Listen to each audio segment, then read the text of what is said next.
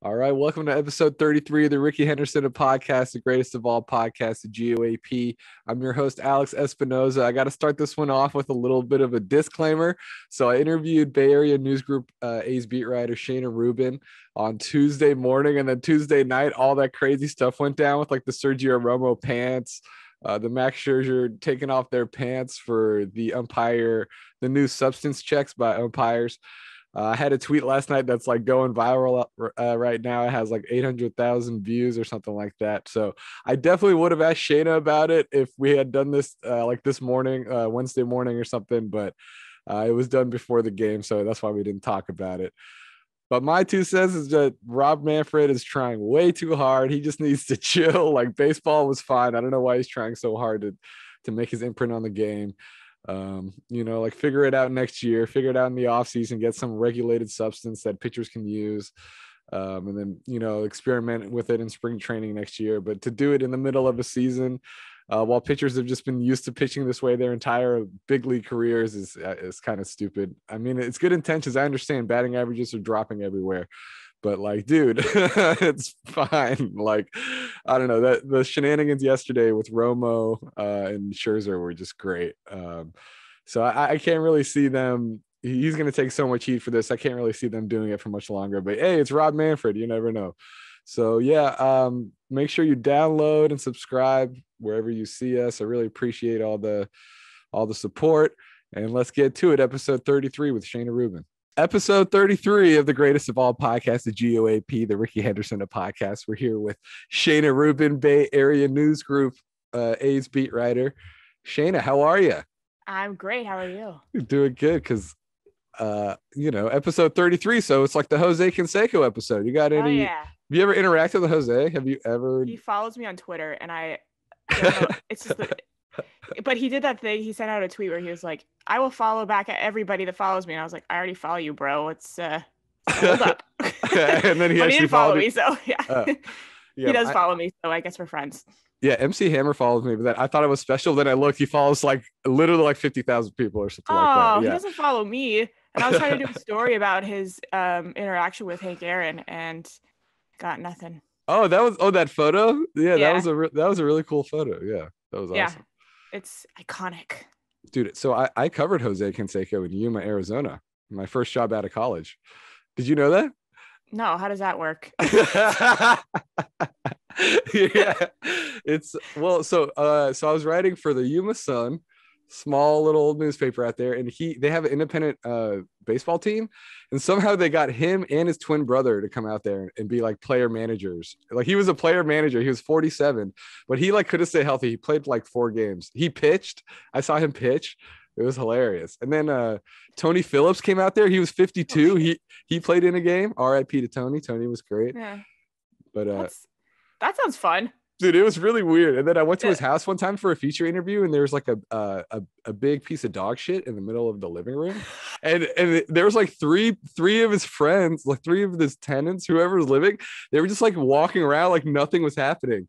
So I made that the lead of my story. So there's this story I wrote. It's like there was a poop. Yeah, there was in the middle of the room, but no one acknowledged it. Much like basically, yeah. And then Jose came in and he was all mad. He had to clean it up. It was really funny. Anyways, guy. Yeah. Anyways, great start to the pod. To the pod. Always good to start with Canseco. Oh yeah. So I'm curious, what do you think about Jesus Luzardo? It's a quick. I mean, he's only 23. It's only June 22nd, but yeah, it seems like a pretty quick fall from grace. Like from opening day, they had him slotted as the number 2 guy, right? And now he's heading down to AAA. Right. Is it all between the ears, you think, for him, or what I think a little bit. I mean, I think that as he was going through this, and he's really just like not been able to get any footing whatsoever. Like I'm not even counting what happened in 2019. That's like, he has impressive stuff. He was feeling himself, but it's between that, coming up in September, and then 2020 was just a disaster for everybody. Yeah. And he got COVID at the beginning of the year last year, and kind of had to come out of the bullpen and then come into the rotation, got stretched out. And then this year has just been, he had the freak injury. And I think that he really just needs to go to AAA and just shove. Like he just needs to, I don't want to say he's not confident, because I think that generally he's a confident pitcher. I think he Yeah. really believes in his stuff, but he really just needs to recenter himself or something like that. Yeah. His stuff is good. It's not like they saw it and was just like, well, that's not what we want.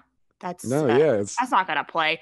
I think that he's just made a few location mistakes, and every single time he made a location mistake, it bit him in It seems like he does the same thing every time, though. It seems like every time it's like 98, 99, like right down the middle, like a little bit high, maybe like 75% of the zone. Like, and it's just knocked out to center field every time, you know? So hopefully that seems correctable. I mean, Melvin said, you know, it's just more about, it's like his confidence, his fastball command and stuff like that. But yeah, I don't know. You can't just blow a 98-mile-an-hour fastball past a hitter these days.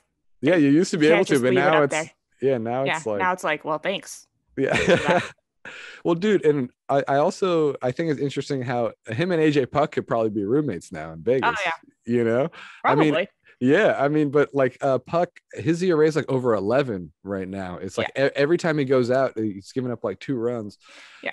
I mean, it's kind of crazy. Like the expectations, like this was supposed to be, I mean, this could have been a great year for them to like, you know, do it for their careers. But do you feel like they're like the 2 biggest disappointments of the organization so far? I mean, I know that's kind of I don't want to say disappointment. That's like harsh to say. Yeah. But, you know. I mean, Puck is a completely different situation. He's just not been able to stay healthy. And when you keep going from healthy to not healthy to healthy to not healthy to, you know, it's frustrating. So I think that it's the same result is that they neither have been able to get their footing in the big leagues or in any situation. So I think that, I mean, I asked about Puck like a month ago, I think, and it was just like, we don't want him to come up and get injured again. Like we can't bring him back up until we know that he's going to be okay. Yeah, he can handle the numbers have a lot to do with it down there. If he's throwing like that down there, then there's no reason to rush him. And I think like that's the case with Luzardo.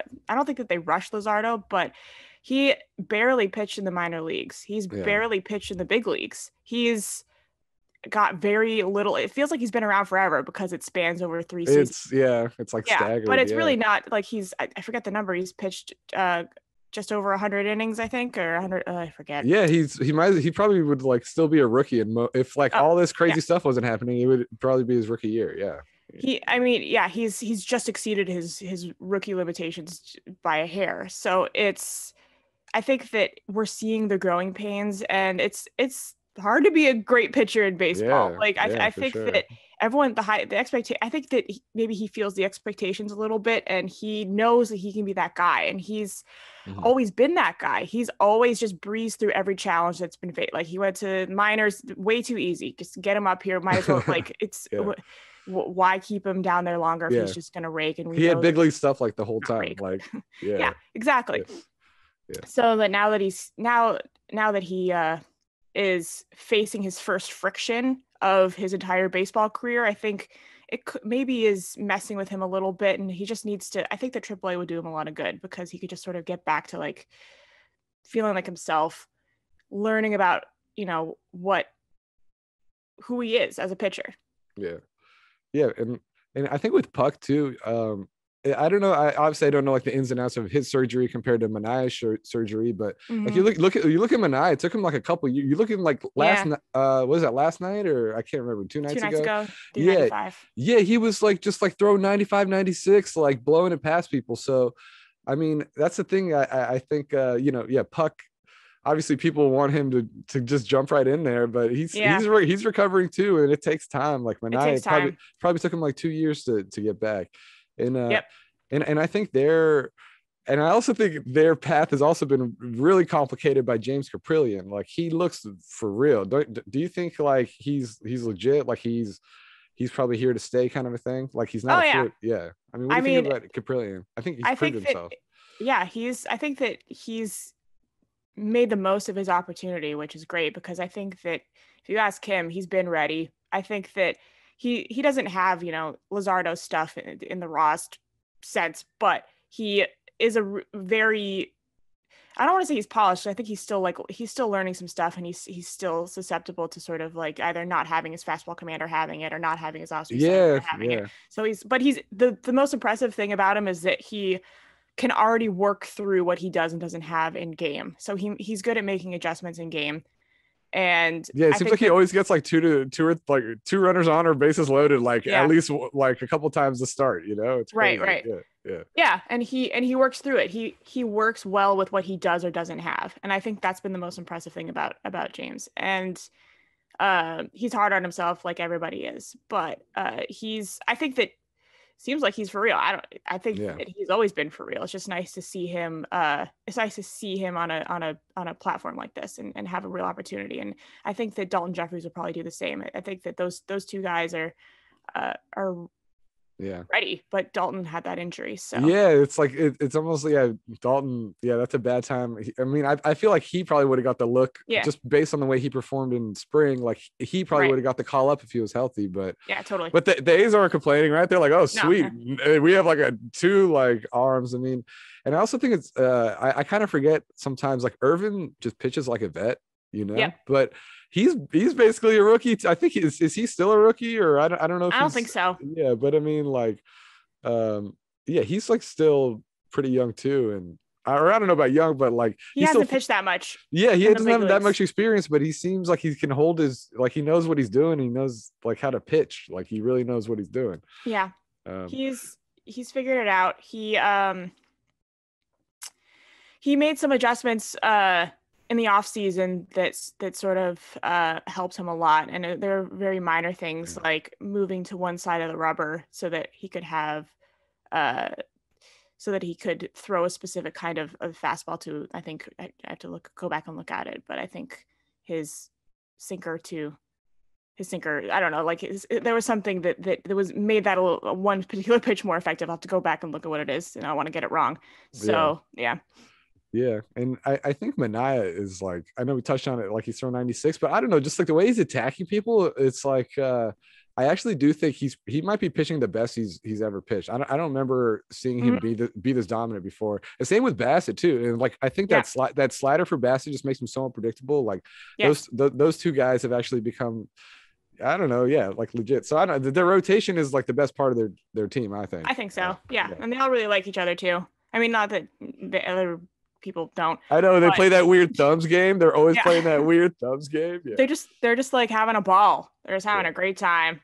Yeah. And I think that Bassett kind of sets the tone for that, because he's gotten to a point where a few years ago, maybe even last year, 2 years ago, he wasn't that guy that, he wasn't the leader of the clubhouse. He didn't really have a set role. But he has the personality to be a leader, because he's very outspoken and loose, but he holds people accountable. So I think that that's helped is Bassett, among others, taking a leadership role in the clubhouse, and that's helped with the rotation. Yeah, and I haven't I mean, their bullpen's like a whole nother story though. I haven't like looked around like to see who would even be available, like who's like a good reliever on a bad team, like in a contract year or whatever. But I don't know, do you see like that's the biggest problem that they need to address in the bullpen? Like, have you looked around? Have you done much research on to see who might be available or who would be good targets for them, or do you know? Yeah, I mean, I wrote something a little while ago. I mean, there's too many. I wouldn't be surprised if they go for a reliever that's not on an expiring contract, like try to swing a deal for a pitcher that's on a shaky team situation where the front office is just like about to crumble. Not the front office, but the institution is about to crumble. We can rescue this guy in disarray. Yeah, and they're kind of like, well, we'll take that dude off your hands. It could have something like that, like maybe the Rockies. I mean, Pittsburgh's not in complete disarray, but they could probably get a pitcher from there. There's a lot of options where they could they don't necessarily have to get an expiring guy, but they could pluck someone that they can have some team control, who is maybe they want to shine up a little bit. Yeah, and Domingo Acevedo made his debut last night. Do you feel like he could maybe I mean, he put up some crazy numbers. I think it was like 27 strikeouts and 3 walks and 16 innings or something. And it's like, do you think he could have he can carve out a legit role here? Yeah, sure. Why not? If he keeps that up, yeah. If he strikes out, what, 42% strikeout rate and a 5% walk rate, I think that'll play in the if he keeps that up. I mean, I don't expect it to, but, if things regress to a mean in some capacity, yeah, I think that he'll stay.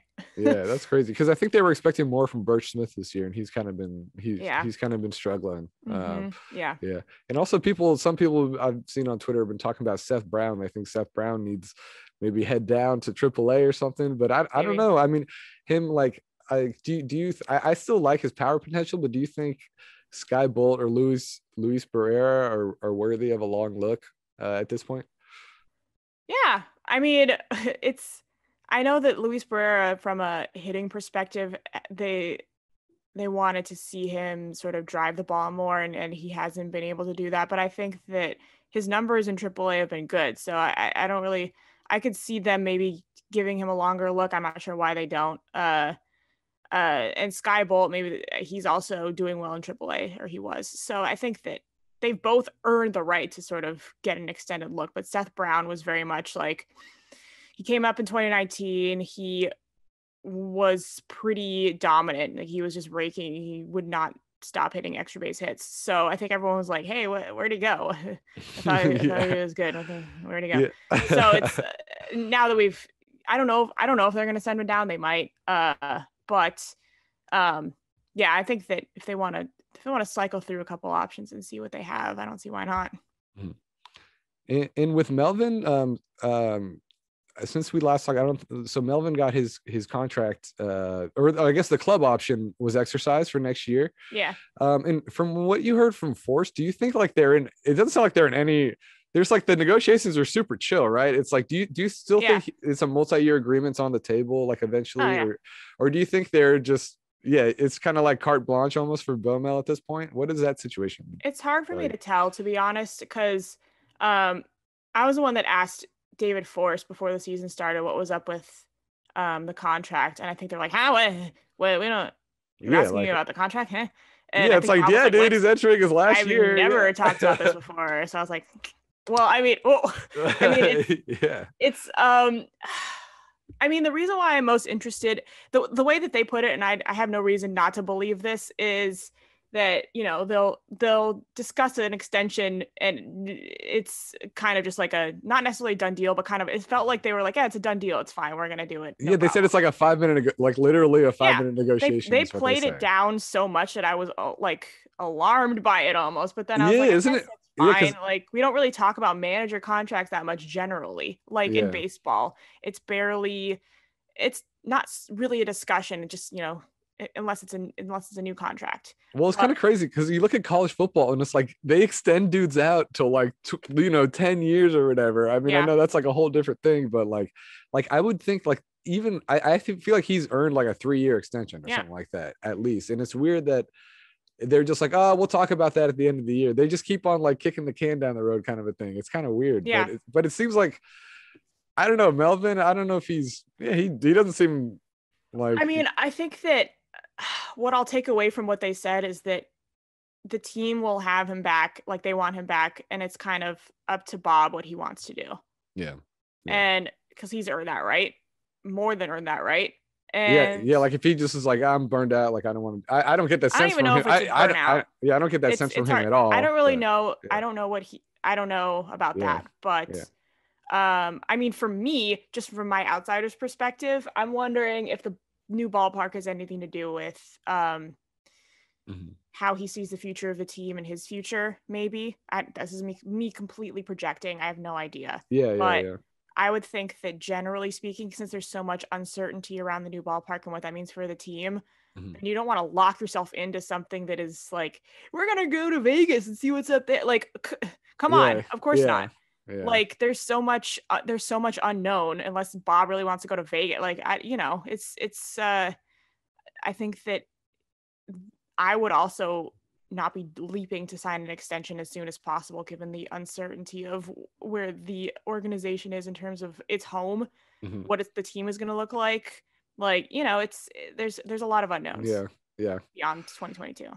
Yeah, and what's the latest you heard? 'Cause, last I heard, I think the A's were making a second trip to Vegas. But do you know? But then when the Portland news came out, there was like a he said, she said. It was like Portland was like, yeah, he's coming. Then Cavill denied it. So Yeah. do you have any more clarity on that? Do you if they're Yeah. actually interested They're to not going to Portland? Portland. I Yeah. mean, I'm sure they're interested in it. The issue that I think was not properly discussed was that um, the team and MLB needs to seek permission from the territory, uh, from the owners of other teams in that territory to explore relocation options. So, like, if they went to Portland, they would need to get permission from the Mariners to explore options Oh, there. like that Mhm. that whole territorial rights deal. Correct. And Vegas doesn't have any territorial rights, so they're like, go there. We can literally just, you can get on a plane, don't have to talk to anybody, just like see what's up. So that's why they went back to Vegas too. It Yeah. just seems so what's the word? I don't know. They're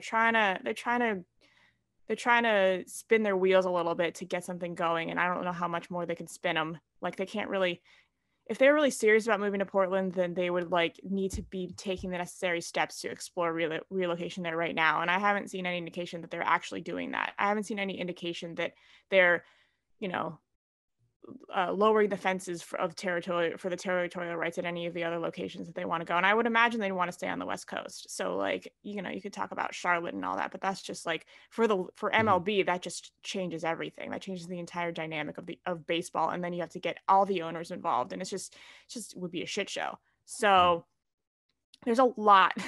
And like something that I've uh I mean, something that I've talked to other people about is that, like, a relocation is really just way more complicated than it. I mean, it seems Yeah, complicated, just but be it's like, oh, just, we want to go here. We yeah, want you to go can't just here. like go to Portland and be like, Yeah. deuces. Like, you can't Yeah. just do that. Like, Yeah. MLB stands to lose so much money from a relocation as opposed to expanding a new team into a new market. And if you're leaving the sixth largest, and I know, like, the thing about Vegas is, like, I understand there's a lot of money in Vegas. I understand the appeal of going to Mhm. Vegas. I don't really And they understand the roll out like the appeal. red carpet. It seems like they really make it attractive for you. Like, oh, we'll take care of Yeah, it's you. Vegas. And They yeah, want well, everybody there. They yeah, just yeah. are, they're a vast wasteland with like the best little area in America, like with Yeah, America's amusement park right in the middle of it. So it's yeah. just like, we have more space for more amusement Yeah, park. we can So accommodate you and we'll make it like really sweet too, you know? yeah, Yeah. so I understand why Vegas would want them to come there, but I don't really understand why. Yeah. I understand why the Raiders would want to go there, because if you're hosting 8 or 9 events there a year, Dude. um, and you're kind of a tourist destination for those specific events, then the gambling comes into play. You stand to make a lot of money from Yeah. that dynamic alone. Dude, But me and my friends were looking at tickets. It's like you can't find a ticket for less than like $400 or $500 or something. It's like it's so expensive at the Vegas Raiders games, and it's like yeah, it's because I wonder how that's going to go, well, honestly. it's because yeah, people are just in town for the weekend Yeah. for conferences, and then there's like my buddy from Chicago is like, oh, I'm trying to get to the Bear. He lives in Vegas. He's like, I want to go to the Bears game. It's like, yeah, dude, everybody's just gonna fly down from Chicago in November to go to Vegas to watch Yeah, like exactly. they're gonna get It's every events. weekend. Yeah, There's a it's huge difference, and I think that, like, yeah. when it comes to ballpark discussion and building a new ballpark, there's been little nuance in terms of differentiating what it means to build a football stadium and a baseball stadium or a basketball arena or anything like that.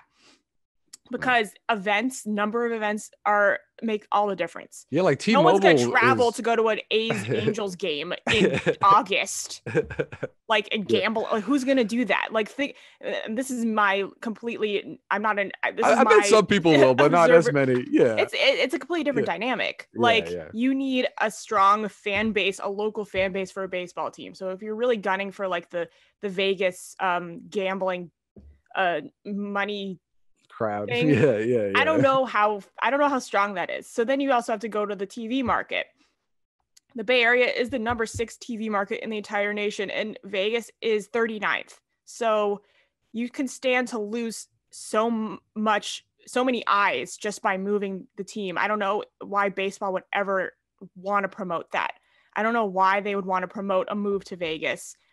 And that's why it seems so fake to me. Or it just seems very disingenuous and kind of, it's like a power move, right? It's like almost just it's a power move. It's just to put pressure on Oakland, right? That's what it seems like. Yeah. It's pressure to put, exactly. And Oakland, they should feel the pressure, to be honest. Yeah.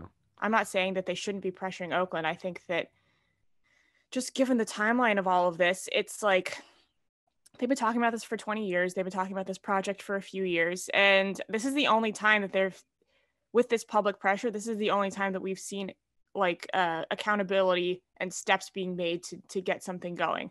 And I think that that's important. And if a relocation threat is part of it, that's okay. That's fine. Mm-hmm. That's business.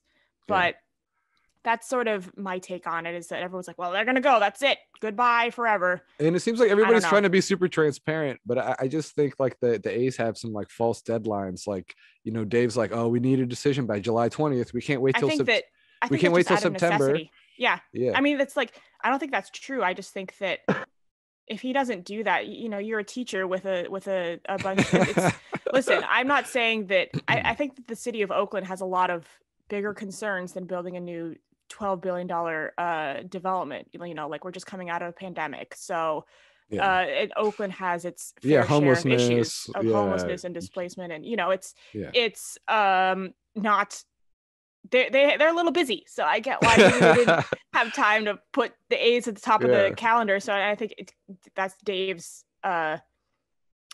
strategy, is to be like, well, you're going to have to put us up there because we're not just going to be waiting for you to fix homeless. I mean, it worked. I mean, they got the audience with Alameda County and we're talking to them for 6 hours, and they were like, we don't even want to be here. They literally said, we don't want to, they literally said, we don't want to be here. That guy, Nate Miley. Nate Miley. Yeah.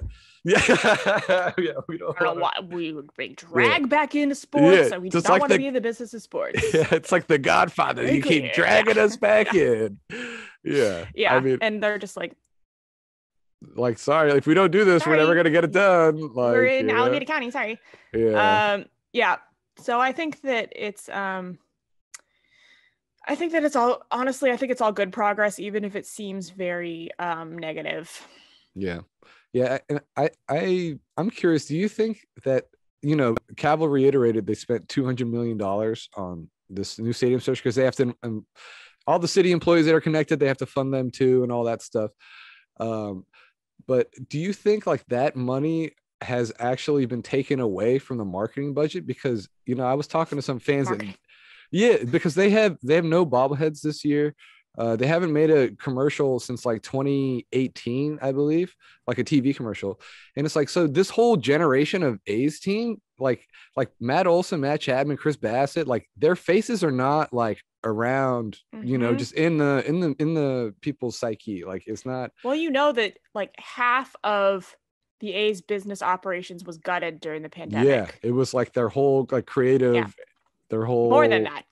Everything. Marketing, at like ticket, a lot of their business operations was completely slashed. I think that gutted is a good word to use because it's like, I don't think they weren't big to start with, but now they're just it's like it's like fumes. Bare bones, like a skeleton. It's like the absolute minimum you need. And I wonder if honestly, like Fisher's just a penny pincher, and he just diverted all those funds and then used the pandemic as kind of like a guise to be like, yo, we can't market. I mean, I'm sure it's true. I mean, that's where the greedy, that's where you could feel the greed a little bit. You should be able to fund both. You should be able to look for a new stadium and market your current on product team, like your current on-field team product. I mean, it's terrible marketing, terrible PR. And I can't say that enough. You cannot ram a project like this into Oakland and say like, how do I put this? Like you're letting Marcus Simeon go. You're letting this payroll sit where it's sitting despite being a perennial playoff contender. You slash everybody in the business operations. You don't pay the minor leaguers and then only pay them when you get public backlash. Yeah. You're very visibly a penny pitcher, but then come out and say, I want to pay $12 billion for this. because I really like this team. Like, you want to stay here. It just seems like he's holding the team hostage a little bit while also not what's the word? Like supporting doing anything good for them. Yeah, like supporting them or like giving them not even supporting them, like the resources, not cultivating any good faith with the team, with the fan base, with the city. There's zero good faith there, and he's taken zero effort to show that he wants to do what good by the city or by the fan base. And this is the only thing that he's doing it. So there's this false thing like, rooted in Oakland, we really like you, blah, blah, blah. And it's so tone deaf that I think that I can understand the sentiment of like, why should we want to help you? Who are you? What have you done for us? Yeah. And I don't. And you said, and by your reporting, like as far as you can tell, he hasn't granted an audience with the city council, right? Like he won't even talk to the city. So it's like, dude, it's like exactly. Yeah. They don't see him. I mean, like, he's going to Vegas. I don't think, as far as I know, that could have changed. As far as I know, he is having Dave take all of the bullets. He's having Dave, you're the guy that's going to get this done. I'm going to give you the money. He doesn't see why he has to be on the face of any of this. He's like, I already hired Dave to do this. I don't know why you want Dave is his human shield. Like that's like literally Cavill like just does whatever he wants. Like, right. And I mean, it's crazy. Yeah, Cavill just puts himself out there and he's just taking everything. But what they've done now, they're trying to spin it by saying like, oh, Cavill has like a part ownership of the team, so he does represent ownership. But it's like, dude, no, it's like it's different. When the Giants were trying to build a new place in the 90s, you had Bob Lurie out in front of everything, trying to get it done, trying to petition and campaign for a new ballpark. And you look at the Warriors, like team. Like Joe Lacob was like, hello, here's Kevin Durant digging putting shovels in the ground. He might not be like, you have to, the money needs to be there. You need to have some accountability, and John Fisher does not. There's no accountability on his end. You can't just have Dave Cavill do everything. You need to assure everybody that you are here for them. And I don't at this point it's a lost cause, but like it's just so obvious that he just wants this for himself. Yeah. And like, fine, it's business, but like, how do you expect people to be publicly supportive of that? Yeah. Yeah, because I think a lot of it has to do too. His Sansom Partners, that investment firm, is like notoriously like kind of opaque. People don't really know where his money is and all that stuff, like what he's investing in. And it's just like, I think that's just how he runs. This is how he does it. This is how he got. Yeah. It's a private business. Like there's like, he's different in sports, and he's not a good sports owner. Yeah, like he shouldn't have. Yeah, like I mean, maybe he should. I mean, he's probably gonna walk away with a shit ton of money, so yeah, he's gonna be fine. Yes. But yeah, I mean, it is weird how he's kind of like holding other people, like a whole fan base hostage, a whole region. Now he's municipalities hostage, just so we can get this real estate deal done. Right? It's crazy. And like, I'll say that I think that it's a good thing for Oakland. So if you just put aside John Fisher and just look at the development itself, Oakland should be looking at it from, okay, I don't care if I want to, if this guy's going to, profit off this and maybe we don't like him that much. Like this is going to benefit a very underinvested in area in Oakland that probably needs not only investment, but just a lot of infrastructure changes and fixes. Yeah. So they need to look at it selfishly too. Yeah. And the cleanup, people are saying like basically the A's are going to clean up the site, and it needs cleanup. Might as well just have the A's foot the bill. So exactly. They are footing the bill. I think that's as far as I'm sure this, from my understanding of it as a non-economics major. I know, I try. It's hard. I don't know. From what I understand, they're footing the bill for all of this, and they say they're on the hook for whatever isn't paid back in the tax increment. So it's not, they're not, the city of Oakland is going to have to pay for the infrastructure, but it doesn't exist unless the project exists. So it's really just like, you're not being like, fix this now, you spend the money and then we'll build it. It's all based on. It's like, we'll give you the money to do it. You pay us back. Yeah. So it's, you pay us back in the property taxes from the project. And that's completely different from what happened with the Raiders, which was the Raiders asked for general bonds, which meant that it was a public subsidy. And then they weren't able to pay, Oakland wasn't able to, or they weren't able to pay Oakland back, and then they just ditched them. Yeah. And then it was like, so then all those money they could have been used for social services, they're still paying off. Yeah. Till I think 2027, I think it goes till. So. Right. And I was talking to a Giants executive, the Giants executive Corey Bush, who worked with Bob Lurie, and he said, if there's one thing that I think isn't said enough, is that local governments have no idea how to work with sports teams. Like, there's a huge gap of information. Like, there's no liaison for, how to deal with a sports team and all this and the nuances of what it means or what it takes for them to build an arena or development or anything like that. Interesting. So I think that the city is kind of working through a blind spot a little bit. And with the Raiders, they're like, we just don't want that to happen again. Like, we've been screwed before. So give us a second. I know. Well, actually, that last week there was somebody from the Bay Area Council named Jim Wonderman. I think he's trying to kind of play that role. There's something called the Bay Area Council, has like all these CEOs of all these super rich companies in the Bay Area, and he's like the head honcho there and stuff. So I don't know if he's trying to do that, but yeah, I think it's funny. I think there's too many parties. It's like so complicated, and now they involve the county. There's like too many parties. Yeah.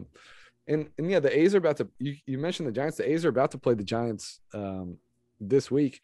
I mean, do you feel like the A's are losing their grip on fans in this territory? Because I was talking about this with some A's fans last night. Like, you used to drive around Oakland, and like around the lake, there was like these banners, there was billboards, there was commercials.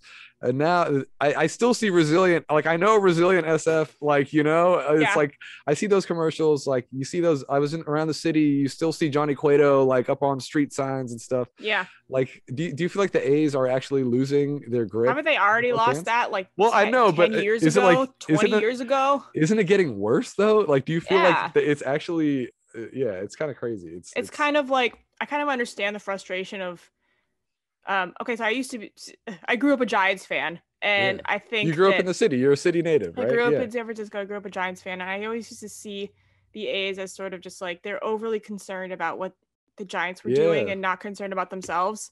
And now I understand, having seen the other side of it. I understand. Under the hood. Now you've seen under the hood. Yeah, I'm like, you know what? I would be pissed off too, because it sucks to see the A's, who they are, what they're capable of. And then when you see the Giants sort of just like, they got Farhan Zaidi, they have all of these unknown players. They're becoming the best team in baseball. And it's just like, and then you can see everyone kind of averting their eyes. And it's not even like our eyes were on Oakland entirely, but they're averting their eyes more and more to the Giants. It's like, we're back. We got a winning team. And it's just like, it's crazy. This team's been winning for years, and it's on the same principles. And it's with better players, more entertaining. Players. Yeah, like the Giants are boring, but they're good. They're really good, but they're boring. Everyone's like, I don't know these Giants dudes, but they're winning. And Mike Talkman, I love Mike Talkman. I like Mike Talkman. He robbed the home run. That was super. Like, I could see why A's fans get so frustrated. Yeah, like Talkman or Ramon. It's like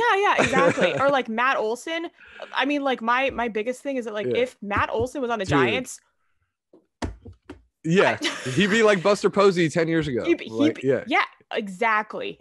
He would be, his face would be plastered everywhere. Jesus. If Matt Chapman was on the Giants. It's weird. I can oddly imagine Matt Olson in a Giants uniform for some reason. I could actually see that for some reason. I don't know. I could see him in a Giants uniform plastered everywhere. I don't want to say this for A's fans because I know it'll be upsetting. Oh, Brandon Bell's replacement? Brandon Bell's replacement? Oh, God. Oh, yeah. I mean. No. I don't know. They would. I don't want to give A's fans a heart attack. If they had forget it. I didn't say that. I didn't say that. I'm sorry. I cannot imagine him in a Giants uniform. No, but no. I can imagine Mark Canha in a Giants uniform though, and he's going to be a free agent, and I'm thinking that is a slight possibility. Oh, I don't know. What do I know? I'm a Giants fan. Yeah. He is the type of hitter that Farhan would covet. Yeah. Hugely. Dude, it's crazy how managers can be so different. I feel like Gabe Kapler and Bob Melvin are very complete opposites from what I understand. Yeah, but Gabe just seems so intense. Like every interaction is very intense, Mm-hmm. But I mean, that's how he does it. And Bo Mel has like this there is an intensity, but there's also that kind of like, this guy's cool. I don't know. I mean, It's like folksy. I don't know if this is too like inside whatever, but Bob Melvin, he's been doing this for 10 years. He still talks to us every day before the game, every day after the game, right on schedule. Like, doesn't make us wait. Sometimes I feel guilty if I'm like a minute late because he's so punctual and on time and so thoughtful about being, you know, if someone has a stupid question, like I could just say, I could say like Frankie farted yesterday, and he'll be like, oh yeah, and then he'll you know. He'll be like, oh, you know, some people got digestive problems. Yeah. And, you know, like he'll like give you like something workable. Like, okay, thanks, Bob. Right. And he knows exactly, you know, it's very comforting it was very comforting to me coming into the beat because I was just like, he knows, he gets it. He's like, he's very patient and he understands what needs to be said and not said and all that stuff. And he's always insightful about everything and he jokes around and, you know, all that stuff. I don't know what Gabe Kapler is like, but from what I understand, he is not as punctual and he's a little more intense, I guess. I don't know. Yeah. You can have terse answers. You got to ask like really, I mean, that's good for a journalist. Got to ask a good focused question. You know, can't get away with sure. like you can't just be like, you know, brain farting on Zoom or whatever. Yeah. But I'm excited to see it. I mean, I'm glad that I always love when the A's played the Giants. That's always like the funnest series of the year for me. I just think love it. It's just so much fun, dude. It's great. It's going to be really good too, especially just given where both teams are at right now. Like it's going to be nice to see how they match up. Yeah, and I think Melvin always says like, yeah, there's like an extra intensity, and I think the players feed into that too. It'll just be cool and like it'll be fun. Yeah, full crowds and stuff. Like it'll be sick. Like I'm excited. I'm really excited. At Oracle. Yeah, for this weekend. Yeah. It is full capacity, right? It's 100. Is it? Yeah. It's full capacity. Yeah. Hell yeah. So I think that's their first full capacity game. Is going to be the first one. Yeah, that'll be sick. That'll be awesome. Yeah.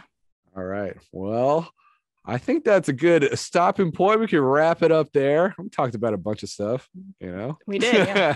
That was good. Thank you so much, Shayna. Make sure to go listen to Shayna's podcast, Straight A's. It's really good. I really enjoy it. Nice.